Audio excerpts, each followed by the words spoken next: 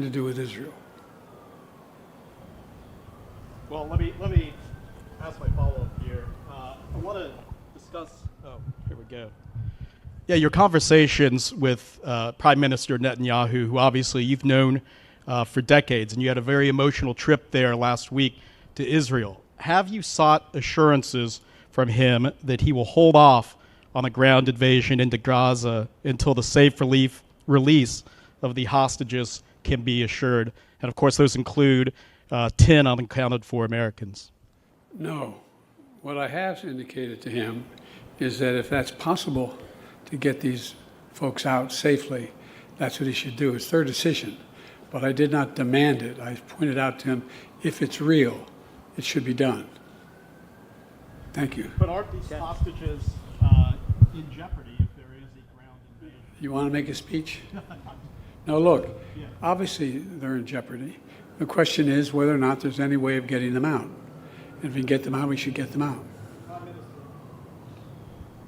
Prime Minister Albanese, and welcome again to Washington. President Biden canceled his May trip to Australia because of debt ceiling talks in Congress to avoid a first ever default here in the U.S. More recently, congressional action has stalled as House Republicans try to pick a speaker. However, it does appear, since we've been out here, that the House has elected a Congressman, Mike Johnson from Louisiana, to that role. But are you worried that the gridlock in Washington will hold up the transfer of nuclear-powered subs to Australia as part of the AUKUS agreement? And are you concerned more broadly that the dysfunction makes the U.S. Less reliable partner? I regard the United States as a very reliable partner. And I regard the relationship that I have with the President as second to none of the relationships that I have around the world, or indeed domestically for that matter. It's a relationship of trust. And I think this visit symbolises that. This is the 9th visit that I've had with President Biden. I got to meet President Biden when he was Vice President Biden just next door here some years ago. And I'm very confident in the discussions that I've had with Democrats and Republicans that there is very broad support for the AUKUS arrangements and that there will be support for the legislation going forward. And I think that would be a very good thing. It is in the interests of Australia, but it's also in the interests of the United States. And everyone that I have spoken to, similarly in the United Kingdom, across the political spectrum, are all supportive of the AUKUS arrangements. We in Australia have managed to get it so we get one question each. So, yeah, good try. But Channel 10 Australia. Get him, Jojo. President Biden, just staying with AUKUS. AUKUS is in many ways your creation. It's Australia's largest ever defence deal, and Prime Minister Anthony Albanese has gone all in. Can you give a personal guarantee that you can get all the necessary legislation through Congress and lock in this deal, essentially future-proofing it, before the end of this presidential term? Do you know anyone in elective office can give a personal guarantee that happens? Well, we'd like you to try. No, I'm going to try, and I believe it will get done. Look, last week we requested $3.4 billion in supplemental funds to boost submarine production and maintenance to meet U.S. needs and also support AUKUS. Australia is making a significant investment in the United States in its ability to produce submarines as part of this deal. And more importantly, it's important that Congress move quickly. And the fact is that I'm confident that we can get this done because you remember when we put the deal together, the response of Democrats and Republicans in the United States, the response around the free world was this is a very, very good thing, a very good thing. So the question is not if, but when. And Jojo told us that we got a new speaker, or likely have a new speaker. I hope that's true, because we have to get moving. We have to get moving, and so I'm confident that we are going to be able to get the money for AUKUS because it's overwhelmingly in our interest. When I was asked when we put together the deal, I was asked by Xi Jinping, were we just trying to surround China? I said, no, we're not surrounding China. We're just making sure that the sea lanes remain open. He doesn't unilaterally be able to change the rules of the road in terms of what constitutes international airspace and water space, et cetera. And so that's what this is all about. It's about making sure we have a close, and it's in addition to the fact that we put together the Quad, which they didn't like. The Quad is a very important piece as well. It's about maintaining stability in the Taiwan Straits, the Indian Ocean, that whole area. And I think it's going to increase the prospects for long-term peace rather than anything else.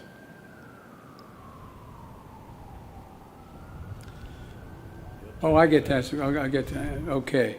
PBS, Ms. Lopez. Mr. President, thank you. If I may, I have a breaking news question and then an Israel one. First, after 22 days, House Republicans just elected Mike Johnson of Louisiana as the Speaker of the House. Johnson advocated conspiracy theories about voting machines and a rigged election in 2020. He encouraged his colleagues to join a lawsuit to invalidate the results of 4 states.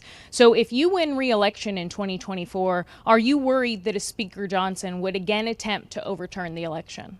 No. Why not? Because he can't, look, just like I was not worried that the last guy would be able to overturn the election. They had about 60 lawsuits and all the way to the Supreme Court, and every time they lost. I understand the Constitution. And if I may very quickly, in the 18 days since Hamas killed 1,400 Israelis, the Hamas-controlled Gaza Health Ministry says Israeli forces have killed over 6,000 Palestinians, including 2,700 children. You've previously asked Netanyahu to minimize civilian casualties. Do these numbers say to you that he is ignoring that message? What they say to me is I have no notion that the Palestinians are telling the truth about how many people are killed. I'm sure innocents have been killed, and it's the price of waging a war. I think we should be incredibly careful. I think not we, the Israelis should be incredibly careful to be sure that they're focusing on going after the folks that are propagating this war against Israel. And it's against their interest when that doesn't happen. But I have no confidence in the number that the Palestinians are using. Thank you, Mr. President. Prime Minister Albanese, you're traveling to China early next month. President Biden has said China should expect, quote, extreme competition from the United States. Do you support extreme competition with China, and what does that look like for you? Well, we have strategic competition in our region. That's a fact that we are living with.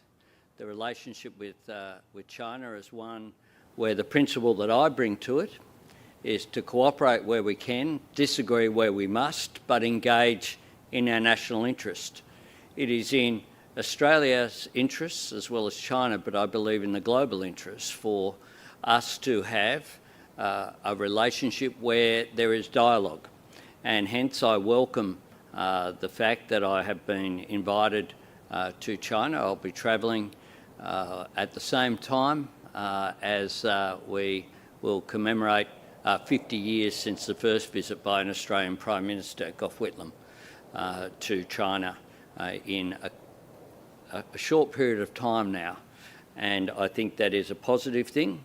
It is good that various senior representatives in the US administration have had meetings with their Chinese counterparts in recent times, because dialogue is always a good thing. Through dialogue comes understanding and comes a diffusion of tension. We want a peaceful and secure region, but we want one as well that's based upon the rule of law and where national sovereignty, including issues such as the South China Sea and the right of passage in that important waterway there, the East China Sea, the Taiwan Straits, is respected. And that is Australia's position. We cooperate very much with the United States on those matters and on others, but I look forward to a constructive dialogue when I visit Shanghai and Beijing. Context of extreme competition was not conflict. Read the whole paragraph. I talked about we're going to compete with China on every way according to the international rules, economically, politically, and other ways. But I'm not looking for conflict. Jeff. Yeah, Jeff Chambers from The Australian. President Biden, as mentioned, Prime Minister Albanese flies to Beijing next Saturday to meet the Chinese President and Premier.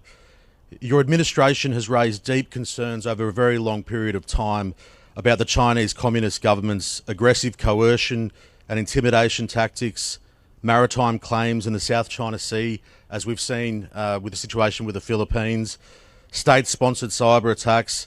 Last week, we heard from the spy chiefs talking about theft of intellectual property on an industrial scale, and obviously human rights abuses. What do you make of China's re-engagement with Australia? Can Australia trust Beijing? And can Australia do business with China? Trust but verify is the phrase. And look, China is having their own internal and external difficulties right now. China's economic growth is stagnant compared to what it was. China has engaged in activities that Russia and many other activities that others have engaged in terms of intimidation and dealing with other countries.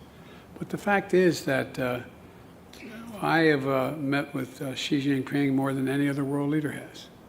I've had over 68 hours of private meetings, just he and I with simultaneous interpreters, starting back when I was vice president, because it wasn't appropriate for a president of the United States to be meeting with the vice president. So I traveled 17,000 miles with him.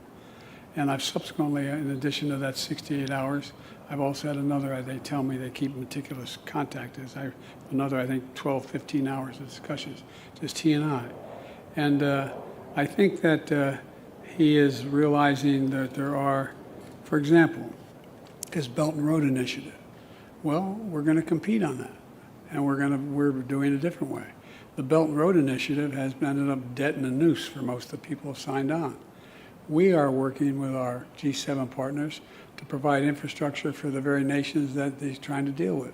We want to, for example, at the G20, we were able to act on a proposal I had to build a railroad all the way from Riyadh, all the way through the Middle East, Saudi Arabia, Israel, up through Greece, and then across not the railroad, but pipeline across the Mediterranean up into Europe. Pardon me? You're the reliable partner in terms of when you say you're going to deliver something, the US and its partners deliver. I hope, not just me, I hope the United States is a reliable partner when we act. But it wasn't just the United States that agreed on that. Because look, even to this day, when my discussions with the Saudis and the Crown Prince was he wants to see a reconciliation take place. It's overwhelmingly in his interest. It's in Saudi's interest. It's the idea that you'd have the nations of the Middle East cooperating economically and politically changes the dynamic significantly. And so I just think that it is it's something that it's in everyone's interest, including long-term in China's interest. Prime Minister as well. Have you had a chance to speak to Benjamin Netanyahu? I know there's been efforts made. Obviously, the President was there in Israel last week. Are you still endeavouring to speak to the Israeli Prime Minister? I am. I have spoken with the Israeli ambassador on a number of occasions. We continue to, we understand that obviously Mr. Netanyahu has pressures on, which at the top of the list is not the discussion with the Australian Prime Minister. We understand the pressures which are there, but we have a request for a call-in.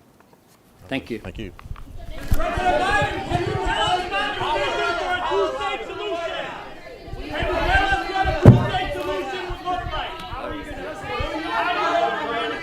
Thank you, everybody. The press conference has now concluded. Thank you, everyone.